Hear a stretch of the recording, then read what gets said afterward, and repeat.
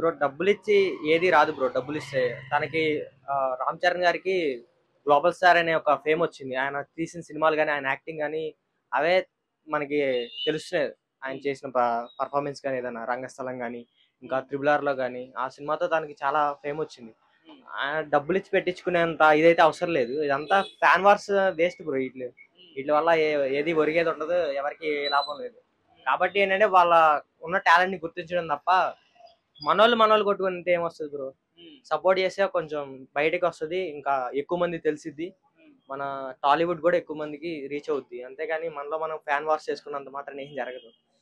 So మరి అల్లు అర్జున్ గారి fans అలా ఎందుకు అంటున్నారంటే అందరి స్టాచ్యూలు వచ్చేసి సింగపూర్ లో ఉన్నాయి. రామ్ చరణ్ గారు ఒక్కరి స్టాచ్యూ మాత్రం లండన్ లో ఉంది. సో అలా వచ్చిందనమాట. ఆ- అంటే దాని మీద ఇంకేం చెప్తాం బ్రో మనం. ఇంకా ఫ్యాన్ వార్స్ చేయడం వల్ల ఏం యూజ్ ఉండదు. టాలెంట్ ఉంది తనకి, తనకు వచ్చింది అంతే.